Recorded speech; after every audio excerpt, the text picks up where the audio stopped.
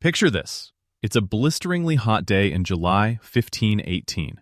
No air conditioning, no iced coffee, just heat that sticks to your skin. We're in Strasbourg, a busy city in the Holy Roman Empire. The streets are narrow, packed with timbered houses leaning in like they're eavesdropping. And the air smells like a combination of bread ovens, animals, and way too many humans in wool.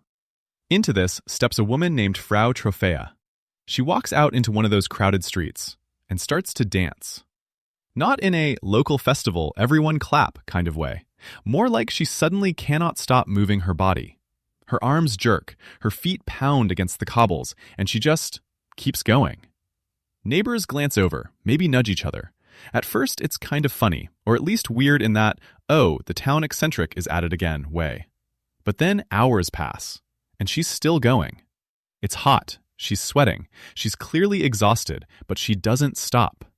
Day turns to night, night to day, and the story we get from the chronicles is that she keeps dancing for days. Now, medieval sources are not exactly GoPro footage, so details are fuzzy. But the basic picture holds. Over the course of a week, she's not only still dancing, she's joined by others. A handful at first, then dozens. People who, according to later reports, don't want to dance, who beg to be released from it, but can't stop their own bodies. Onlookers shift from amused to deeply unsettled. Imagine watching your friends and neighbors stumbling, grimacing, feet bleeding, trying to rest and then lurching back into motion like puppets yanked on invisible strings. Rumors spread, people collapsing from exhaustion, some supposedly dying from strokes or heart failure. And remember, this is Strasbourg in 1518. These people already live on the edge. The city has been hammered by bad harvests. There's famine in recent memory, outbreaks of disease, and a whole lot of anxiety about sin and divine punishment. Europe is stewing in religious tension. The Reformation is either happening or about to happen, depending on where you draw the line. People are being told over and over that the world is full of demons, saints, and angry saints who behave like very powerful spiritual bouncers. So when your neighbor suddenly starts dancing herself toward death in the middle of the street, your brain does not go, ah, yes, clearly a neurological disorder. It goes, something or someone has done this. In other words, by the time the first crowd of dancers is staggering through Strasbourg, the city is already primed to see this not as random weirdness, but as a sign. Maybe a warning. Maybe a curse. Definitely not just a woman having a very long and very unfortunate night out. So what do you do if you're a city official in 1518 and people will not stop dancing in your streets? Strasbourg's elite did what many of us would. They called in committee meetings. But they also reached for the tools their worldview gave them. One big idea floating around was that certain saints, Saint Vitus in particular, had power over strange bodily afflictions. There was this belief that if you offended Saint Vitus, he could curse you with uncontrollable movements, twitching, jerking, dancing. It even had a nickname later on, Saint Vitus's Dance. So the authorities frame this as a spiritual problem. These dancers aren't just sick, they're under a kind of supernatural compulsion. Maybe they've angered the saint, maybe the whole city has. The solution, then, is not to sedate people or give them electrolytes. It's to lean into the dance, but in a controlled, pious way. To sort of let the cursed energy burn itself out. And this is where Strasbourg makes one of the strangest public health decisions in history. They clear out halls, basically early event spaces, so the dancers have room. They set up a special stage. They actually hire musicians and professional dancers, paying them to play for the afflicted. Imagine your city council responding to a mysterious outbreak by saying, clearly, what we need is a DJ.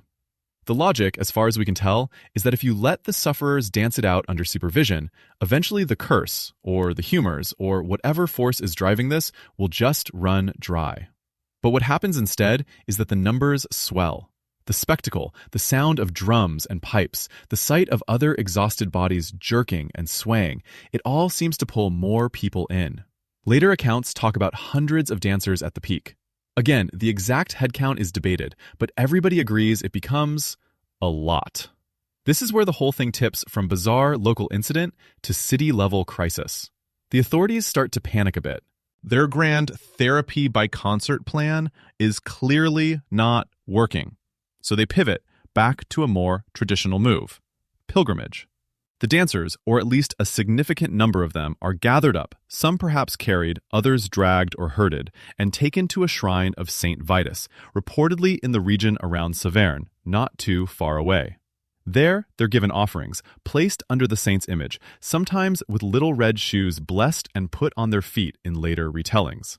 The idea is, reconcile with the saint, remove the curse. And it seems to stop. Not in a Marvel movie explosion of light, no one reports a huge climactic moment, but gradually the dancing plague ebbs. People return home, Strasbourg's streets go back to the normal levels of yelling and livestock, and what's left is this uneasy silence. No one has a neat explanation. The archives record it, the city moves on, but the story lingers like a question mark hanging over 1518. What on earth just happened here? When modern historians look back at Strasbourg's dancing plague, they basically sit down at a table covered in theories, all of them weird.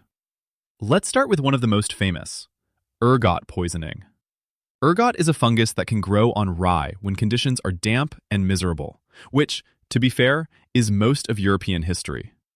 If you grind that rye into flour and bake it, you can end up eating a kind of accidental medieval LSD. People who ingest ergot can hallucinate, convulse, sometimes develop gangrene. So, not fun. It's tempting to say, aha, tainted bread made people dance. But the fit is not great. Ergot tends to cause spasms and severe pain, not coordinated, rhythmic dancing for days. And it usually hits whole families or villages who share a grain supply, not clusters that grow as people watch each other. Also, if everyone's tripping from bad bread, you'd expect more reports of wild visions, not just this one very specific behavior. So most scholars these days are pretty skeptical of the poisoned rye explanation. Another angle is religious ecstasy.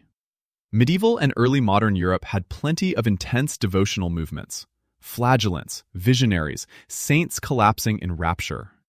Some historians have suggested that the dancers might have been swept up in a kind of collective ecstatic ritual, maybe unconsciously performing ideas about sin and punishment. There's something to that. Strasbourg's people were genuinely terrified of divine wrath.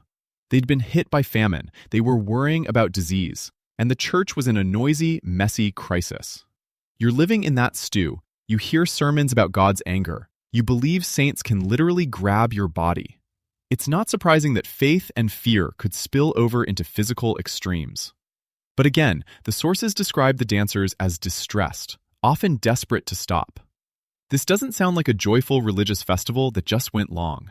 That brings us to what a lot of modern researchers land on: mass psychogenic illness, what used to be called mass hysteria.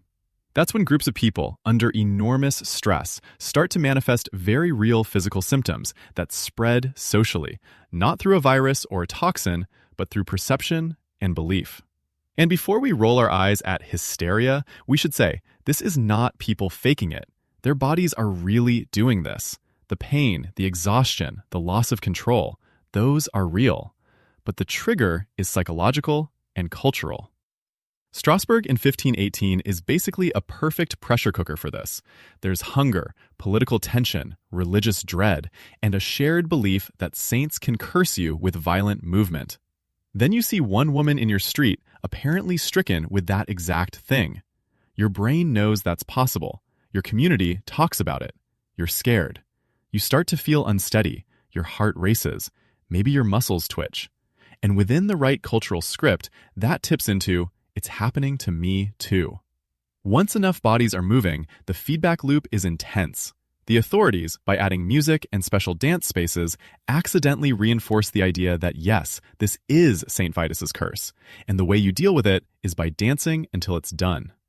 Seen that way, the shrine at the end is less like flicking off a supernatural switch and more like a giant placebo, but in a good way. A ritual that finally tells everyone, the saint is satisfied, you can stop now. What I love and also really respect about the Strasbourg story is that it sounds like a punchline. Haha, the city where everyone literally danced themselves sick. But underneath is a very serious lesson about being human. When fear, hunger, and guilt pile up, our bodies don't just sit there politely. They join the conversation. sometimes in dramatic, disturbing ways. And the stories we tell about saints, about curses, about diseases, shape how that conversation looks. We're not so different now. Today, it might be mysterious illnesses that spread on social media, or panics about new technologies. We still live inside shared narratives that can make our hearts race and our bodies respond. Strasbourg's dancing plague is a reminder that in moments of terror and uncertainty, communities will reach for any script they have to make sense of the chaos, even if that script leads them, quite literally, into the street to dance. You've been listening to A Point in Time, where we take one moment from history and explore the story behind it. If you enjoyed this episode, follow the podcast, leave a review, and join me next time for another completely true, slightly unbelievable moment from the past. Because history doesn't need exaggeration. It's strange enough already.